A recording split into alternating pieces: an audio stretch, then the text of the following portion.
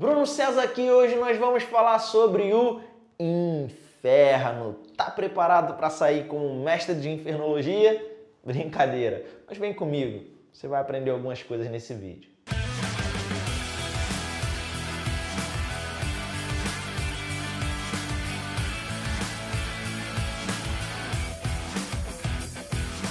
Então, eu já quero te avisar para você, se você tiver com alguma pedrinha aí na mão, deixa ela no cantinho, vem comigo até o final do vídeo. O meu objetivo aqui é que nós possamos entender algumas coisas olhando apenas para as Escrituras, amém? E uma ferramenta poderosa para que você possa compreender as Escrituras da maneira correta. Eu sempre comento algumas nos meus vídeos. Uma delas é você interpretar a Bíblia pela própria Bíblia, entender com quem está falando, etc. O contexto daquela mensagem, daquela carta, daquela epístola, o que estava acontecendo ali. Mas um outro é você observar as próprias palavras, mas não em português, porque a Bíblia foi escrita originalmente, o Velho Testamento em hebraico e o Novo Testamento em grego. E por isso, você compreendendo quais foram as palavras originais usadas, isso pode te ajudar a crescer na sua compreensão. Por exemplo, a questão do inferno. Muitas pessoas acham que o inferno é um lugar específico, que tudo que a Bíblia fala de inferno, de lago de fogo, está falando mais ou menos a mesma coisa. E não é.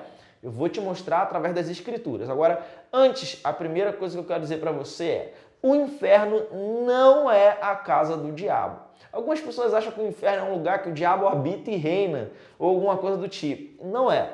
Na realidade, nós podemos perceber que o diabo é o Deus desse mundo aqui, dessa terra. A Bíblia diz em 2 Coríntios capítulo 4, versículo 4, que ele é o Deus desse século ou o Deus desse mundo. O apóstolo João fala que esse mundo jaz no maligno. E o próprio Senhor Jesus Cristo diz que o diabo é o príncipe desse mundo. Então ele não está lá no inferno.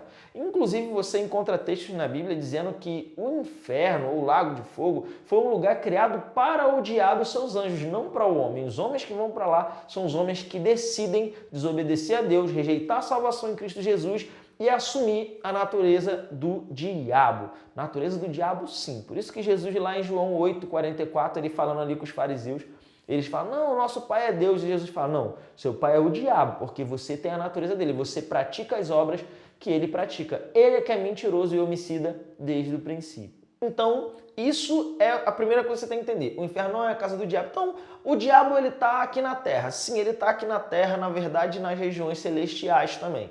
Nós podemos perceber isso quando a Bíblia fala, né, o apóstolo Paulo fala: porque a nossa luta não é contra carne nem sangue, mas contra principados, potestades, dominadores desse mundo tenebroso nas regiões celestiais. Então eles estão lá no céu de Deus? Não, né?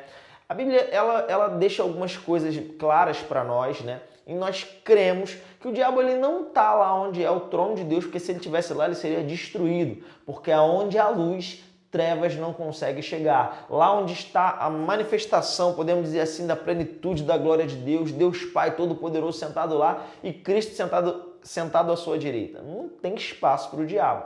Mas a Bíblia fala de 3 céus, apesar dela não explicar os outros 2, o apóstolo Paulo fala lá em 2 Coríntios capítulo 12 que ele foi arrebatado até o 3º céu. Se há um terceiro, há um segundo e um primeiro.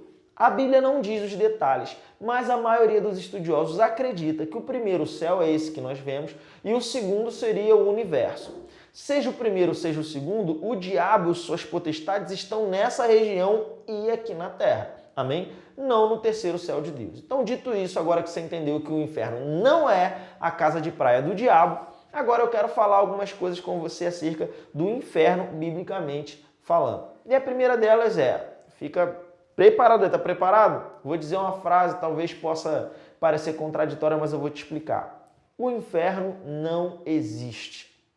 Uau, o inferno não existe? Bruno, como assim o inferno não existe? Calma, eu vou te explicar. Quando eu digo o inferno não existe, eu digo o inferno, a palavra em português, inferno.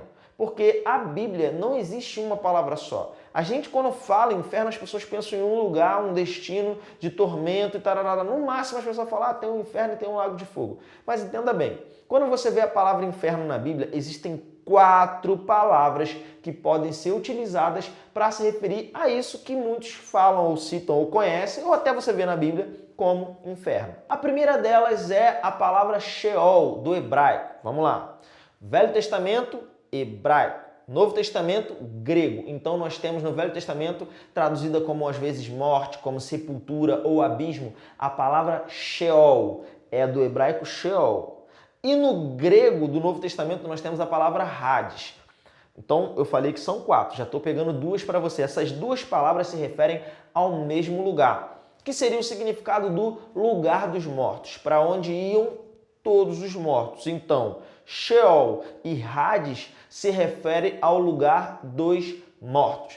E nós podemos ver no Novo Testamento a passagem de Lucas, capítulo 16, versículo 19 ao 31, onde o Senhor Jesus Cristo ele fala uma história ali, né, do rico e de Lázaro, que eles descem, os 2 morreram e foram ao Hades. Se você tem uma Bíblia mais antiga, talvez esteja dizendo que eles desceram ao inferno, sepultura ou inferno. Se você tem uma Bíblia mais atualizada, você vai ver já a palavra Hades. Por que isso? Segundo eu, inclusive, estava conversando com uma amiga, professora também desse assunto, ela fez um comentário, eu achei muito interessante e pertinente para esse momento. Me parece que nos últimos 10 anos você não teve nenhuma Bíblia que foi impressa, escrita a parábola do rico e Lázaro. Por quê? Porque nas revisões entenderam que não era uma parábola. No final das contas, Jesus ele não falava o nome de personagem em parábola e quando era uma parábola ele avisava ou ele explicava, enfim. Ali o texto não é parábola. Mas a minha Bíblia aqui antiga está escrita parábola. A parábola que colocaram ali o subtítulo não estava no texto original. Isso foram os monges estudando que botaram capítulo, versículo e subtítulo para ajudar para facilitar você encontrar os textos e saber do que ali aquele pedaço ali está tratando. Mas originalmente não tinha nada disso, era só uma carta completa. Foi comigo até aqui? Pois bem, então quando fala de Lucas 16 nós estamos falando do Hades. E aí eu vou colocar uma imagem aqui só para você ter uma ideia já, mas por enquanto você fica aqui me acompanhando. Lucas 16, 19 ao 31, ele fala que os 2 desceram. Um ficou num lugar de tormento e o outro estava num lugar sendo consolado. Nesse lugar que muitos chamam de seio de Abraão. E por mais que as pessoas conheçam como seio de Abraão, gente, não é que o nome do lugar em si era o seio de Abraão, mas é como se ele estivesse ali encostado no seio de Abraão sendo consolado, tá certo? Então, só para você entender, todo mundo que morria descia para o Hades. Justo e injusto. Por quê? Porque Cristo ainda não tinha vindo e ele é o único que poderia ser um acesso para as pessoas a Deus. As pessoas que morreram antes de Cristo, mesmo crendo na promessa, eles morreram sem ver a promessa. Hebreus capítulo 11, versículo 39 e 40. E por isso eles desciam ao Hades, mas não ficavam em um lugar de tormento. Eles seriam como se fossem 2 compartimentos diferentes. E se você ler lá a história, você vai ver que um queria passar para o lugar do outro, aí Abraão vai explicar, né? Olha, não tem como, porque tem um abismo no meio. Então eram 2 compartimentos com um abismo que separavam os 2. Amém? Agora, quando Cristo morreu, Cristo desce ao Hades e leva aqueles que morreram aguardando a promessa, leva para Deus, leva para a glória. Por isso que Efésios 4, do 8 ao 10 diz que quem é aquele que subiu, senão aquele que desceu às regiões inferiores da terra. Mas quando ele subiu, ele levou cativo o cativeiro. Cristo mudou a história, de maneira que todos os homens, quando morressem, justos ou não, eles iriam para o inferno. Eles não teriam como merecer estar na presença de Deus. Mas Jesus pagou o preço. Ele é o Cordeiro de Deus que tira o pecado do mundo. E através dele, agora nós temos um novo e vivo caminho a Deus, como o escritor aos Hebreus também diz. Você foi comigo até aqui?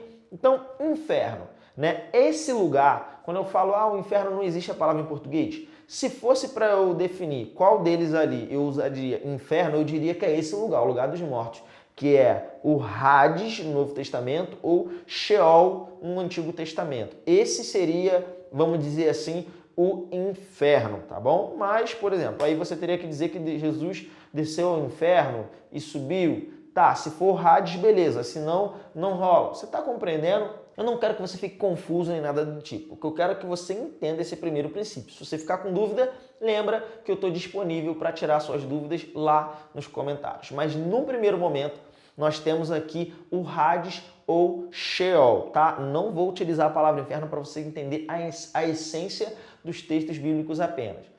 Só para você compreender melhor ainda essa questão de Sheol e Hades, que é a mesma coisa, é só você pensar, por exemplo, uma palavra simples, mesa, aqui em português, mesa. Lá nos Estados Unidos, na Inglaterra, o que é que seja, é table. É a mesma coisa, só mudou a língua. Eu vou te dar um outro exemplo. Cristo ou Messias significa ungido. Qual é a diferença? No Antigo Testamento, a palavra original hebraica é Messias. No Novo Testamento, a palavra original grega é Cristo, mas as duas significam o ungido. Então, Cristo, Messias e ungido é tudo a mesma coisa, só mudou qual a língua que está sendo tratada. Você foi comigo até aqui? Então, beleza. Então, você já entendeu o Hades e também o Sheol. É esse primeiro lugar. Agora, a Bíblia fala de dois outros lugares. O segundo lugar é conhecido como Tártaro. Onde que está isso? Eu vou te mostrar, eu quero que você abra a sua Bíblia se você quiser, ou se não, você lê depois com calma.